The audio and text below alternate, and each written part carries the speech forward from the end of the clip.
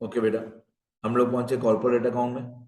Chapter का नाम bank account, theory वाले पेजेस। ये टॉपिक जो है, इस टॉपिक का आप लोग नाम रख सकते हो मिक्स एग्जाम्पल।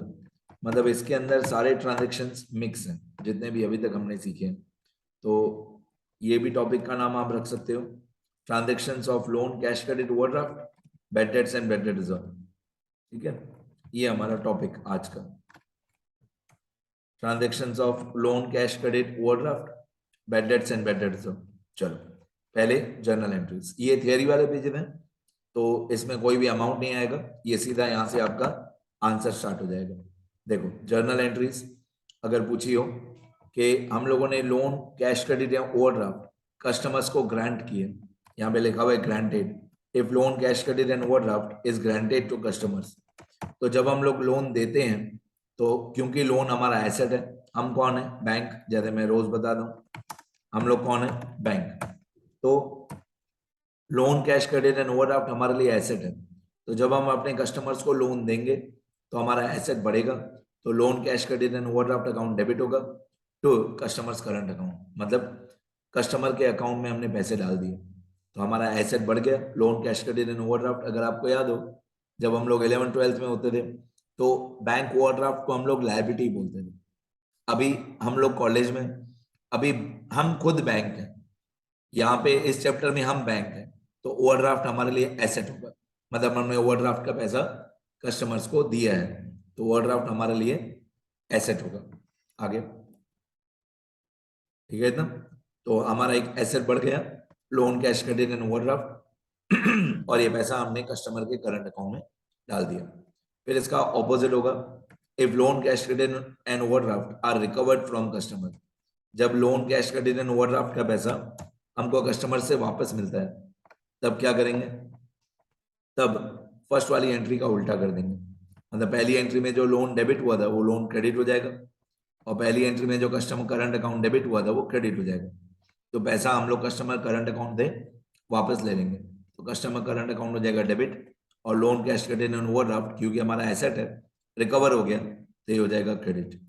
इसके बाद when interest and discount is received during the year, अगर हम लोगों को इंटरेस्ट एंड डिस्काउंट का पैसा मिला, तो ऑब्वियसली इंटरेस्ट एंड डिस्काउंट हमारे लिए इनकम है, तो हम लोग लिखते हैं sundries account debit to interest and discount.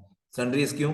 क्योंकि इंटरेस्ट एंड डिस्काउंट का पैसा बैंक वालों को रोज मिलते रहता है, ठीक है, इसलिए कैश नहीं, sundries account debit to interest and discount. Interest and discount हमारी इनकम है, इसको हम लोग कर देंगे क्रेडिट। फिर नेक्स्ट, बैड डेट्स। आपको जब भी बैड डेट्स की अमाउंट दी हुई हो, तो आप दो एंट्री करोगे।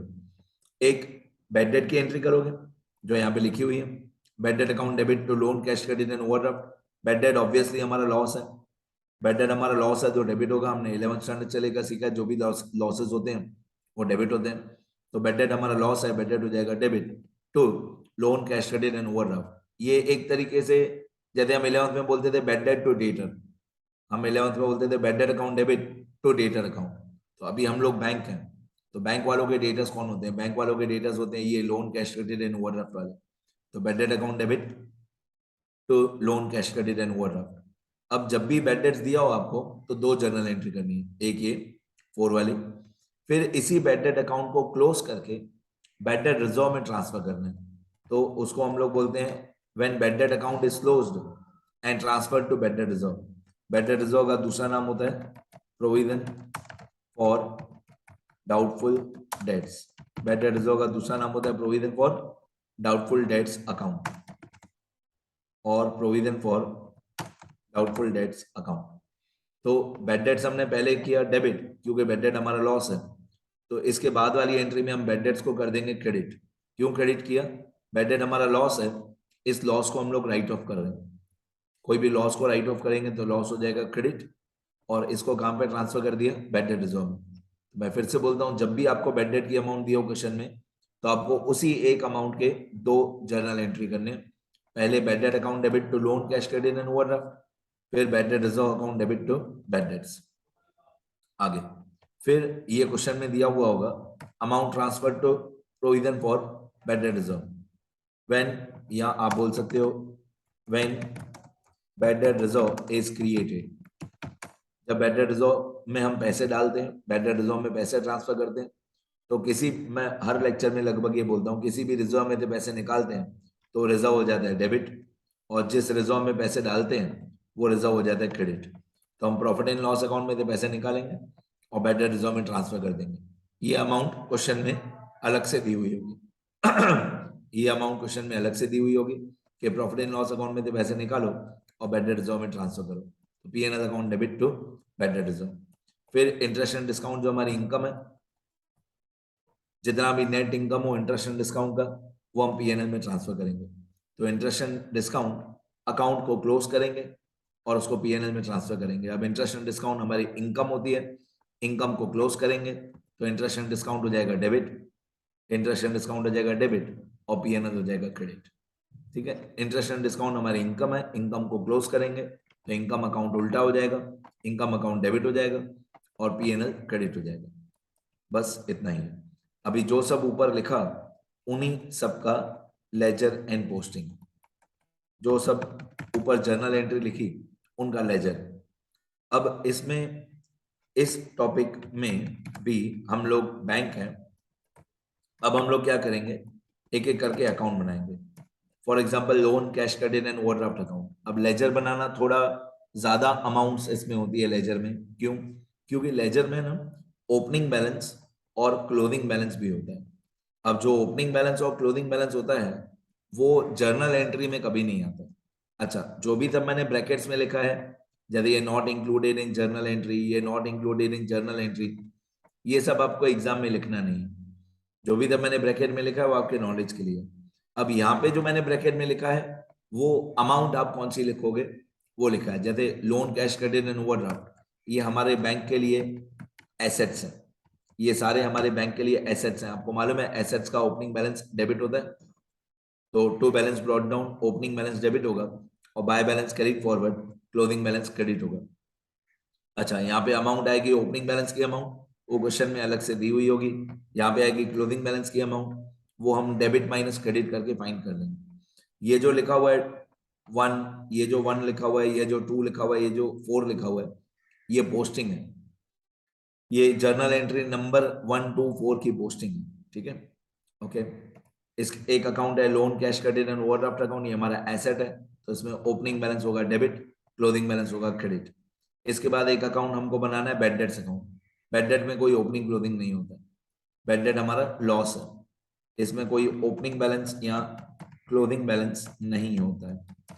इसके बाद है bad debt reserve account. Bad debt reserve account एक, जो भी सारे रिजर्व होते हैं वो लाइबिलिटी में आते हैं। लाइबिलिटीज का ओपनिंग बैलेंस क्रेडिट होता है और क्लोजिंग बैलेंस डेबिट होता है। ये भी क्वेश्चन में दिया हुआ होगा। ठीक है, इसके बाद हम लोग बनाएंगे एक इंटरेस्ट एंड डिस्काउंट अकाउंट। वो ड्रॉ किया हुआ नहीं है, मैं ड्रॉ कर देता हूं यहाँ पे। Interest and discount account, interest and discount हमारे लिए इनकम है। इंटरेस्ट एंड डिस्काउंट अकाउंट, ये हमारे लिए इनकम है। इनकम में भी कोई भी ओपनिंग बैलेंस, क्लोजिंग बैलेंस नहीं होता।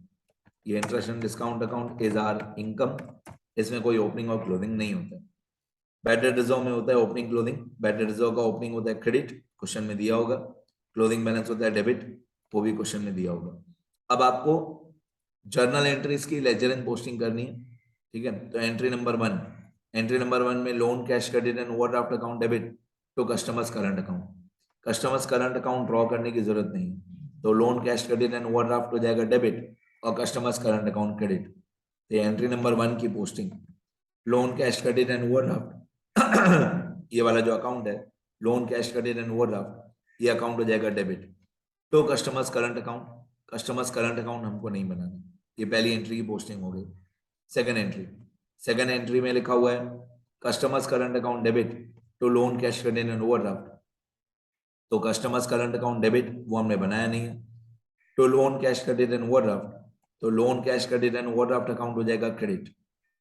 Loan, cash credit and overdraft account, ये वाला अकाउंट हो जाएगा क्रेडिट। ठीक है, और अमाउंट ये लोन रिकवर्ड वाली क्वेश्चन में दी हुई होगी। ये एंट्री नंबर 2 लिखा हुआ है।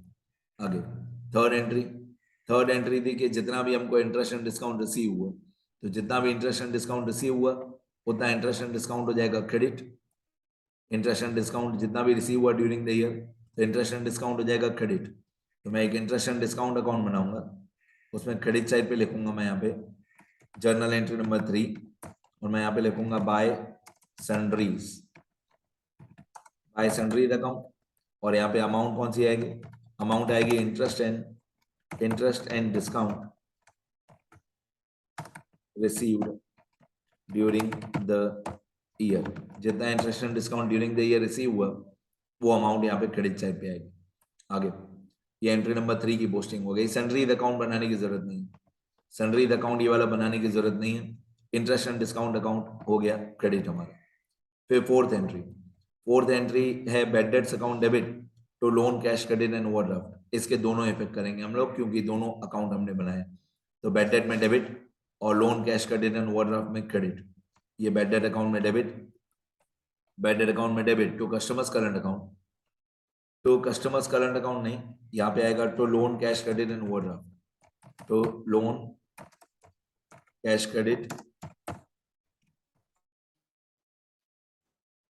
एंड ओवरड्राफ्ट अकाउंट, तो loan cash credit and overdraft account जितना भी बैड डेट हुआ, तो बैड डेट में हो जाएगा डेबिट तो loan cash credit and overdraft, loan cash credit and overdraft में हो जाएगा क्रेडिट बाय बैड डेट्स, ये लोन वाले अकाउंट में हो जाएगा क्रेडिट बाय बैड डेट्स। तो बैड डेट में लिखा टू लोन, लोन में लिखा बाय बैड डेट्स। ये एंट्री नंबर 4 की पोस्टिंग हो गई। अभी entry number 5 bad debt reserve account debit to bad debts, bad debt reserve to bad debts, तो बैड डेट रिजर्व में डेबिट करेंगे, बैड डेट रिजर्व वाले अकाउंट में, ये बैड डेट रिजर्व अकाउंट है, बैड डेट रिजर्व में debit करेंगे to bad dates और बैड डेट्स में क्रेडिट करेंगे by bad debt reserve. Bad debt reserve में डेबिट टू बैड डेट्स और बैड डेट्स में क्रेडिट, बैड डेट्स अकाउंट में, ये बैड डेट अकाउंट है, बैड डेट अकाउंट में credit by bad debt reserve. ये एंट्री नंबर 5 की पोस्टिंग हो गई। इसके बाद एंट्री नंबर 6, एंट्री नंबर 6 में लिखा हुआ है जब हम लोगों ने प्रोविजन क्रिएट किया, provision for bad debt reserve is made और क्रिएटेड या amount is transferred to bad debt reserve, तो पीएनएल होगा डेबिट और बैड डेट रिजर्व होगा क्रेडिट। अब पीएनएल हमने बनाया नहीं है, पीएनएल बनाने की जरूरत नहीं है, तो डेबिट वाला इफेक्ट कहीं पे पोस्टिंग करने की जरूरत नहीं है, क्रेडिट वाला इफेक्ट बैड डेट रिजर्व, तो PNL to bad debt reserve, तो पीएनएल में होगा डेबिट और बैड डेट रिजर्व में होगा क्रेडिट। ये बैड डेट रिजर्व अकाउंट है, ये लिखा हुआ ऊपर bad debt reserve account, bad debt reserve account में होगा क्रेडिट बाय पीएनएल। ठीक है, अमाउंट आपको क्वेश्चन में दी हुई होगी। आगे इसके बाद नेक्स्ट 7th एंट्री, 6 तक हो गया, last 7 entry last, interest and discount account debit to PNL, तो इंटरेस्ट एंड डिस्काउंट में होगा डेबिट और पीएनएल में होगा क्रेडिट, तो इंटरेस्ट एंड डिस्काउंट में डेबिट टू पीएनएल, ये एंट्री नंबर 7। यहाँ पे आएगा to profit and loss account, मतलब इसको बोलेंगे net income transferred to PNL account, net income transferred to PNL account. आगे गए तो ठीक है। अभी इसमें रिबेट वाला टॉपिक भी आता है, अगर आपको याद हो तो, अगर आपको याद हो तो रिबेट वाला टॉपिक भी आता है। लास्ट ईयर का जो रिबेट होता है, जो लास्ट ईयर का रिबेट ऑन बिल डिस्काउंटेड होता है, वो इस क्वेश्चन में था नहीं, ये थियरी वाले पेजेस में था नहीं, पर एग्जाम में आ सकता है।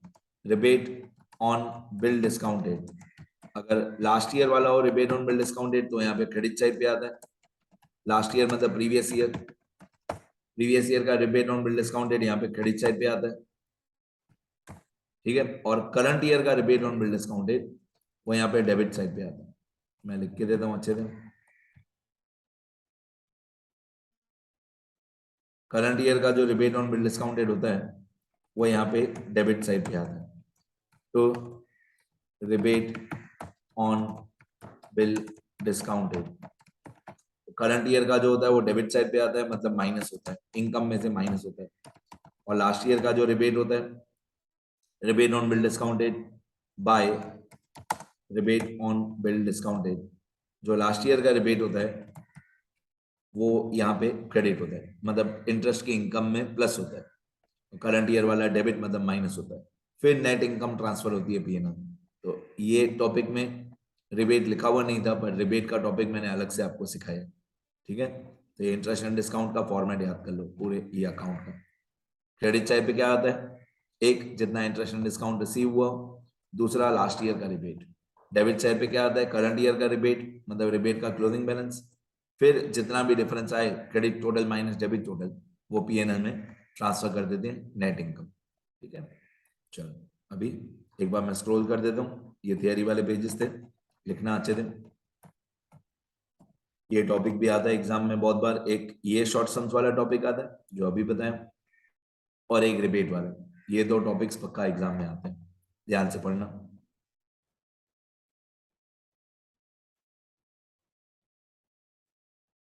लिखना सब लोग, लिखना जरूरी है।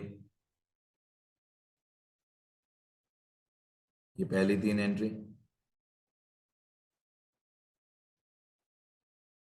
ठीक है। जो भी हेडिंग मैंने लिखी है एग्जाम में वही आपकी नरेशन बन जाएगी, आगे बीइंग लगा देना, वही नरेशन हो जाएगी।